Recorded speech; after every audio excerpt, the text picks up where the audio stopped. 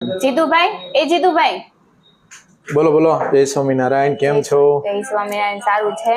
મારે આ વેચવાની છે. જો લઈ લેશો ને બેન? કેમ આ તો હમણાં તમે લઈ ગયા હતા, શું ભાવથી લઈ ગયા હતા બેન? 1,65,000. 1,65,000 ના ભાવથી તમે સોનું લઈ ગયા હતા. આજે 1,40,000 નો ભાવ છે. 15,000 ની તમે નુકસાની કરો છો તો બેન કઈ કારણ જાણી શકું? નહીં, બસ બધા કહે છે કે ભાવ ઘટવાનો છે એટલે મારે વેચી નાખવી છે. બેન ભાવ ઘટવાનો છે બધા કહે છે, ના નથી.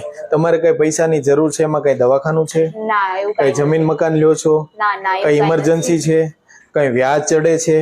તો શું કામ વેચવું છે સોનું તમારે? સોનું તમે વેચો છો તો કઈક તમારે પર્પઝ હોવું જોઈએ. તમે નફો કરવા લીધું છે સોનું, બરાબર? અને નફો કરવા લીધું છે તો તમે એફડી કરો છો તોય 6-7 વર્ષ, 8 વર્ષ, 10 વર્ષની રાહ જોવો છો. તો આ સોનું લઈ ગયા એને તો હજી 2 મહિના નથી થયા, અને તમે સોનું વેચવાની વાત કરો છો. બેન વેચાય ક્યારે વેચાય? નફો થાય ત્યારે.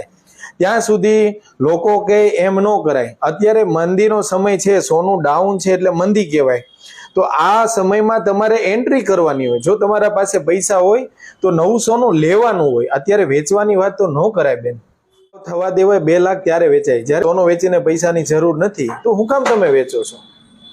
સમજે શું કહેવા માંગુ છું? ખોટી લોસ કરવાની, લોકોની વાતમાં નહીં આવો બેન. ભાવ ભલે ઘટે, ભલે આવતીકાલે 1 લાખ ભાવ થઈ જતો, બરાબર, પણ જ્યારે વધશે ત્યારે ખોટી લોસ કરવાની.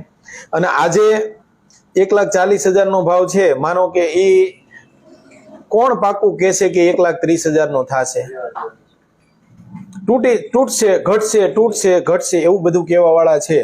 પણ તમે મોંઘી વસ્તુ લીધી છે, બરાબર? આ મોંઘી તો કહીએ છીએ પણ આ કિંમતી વસ્તુ છે, અને આનો ભાવ 2 લાખ થશે, બરાબર?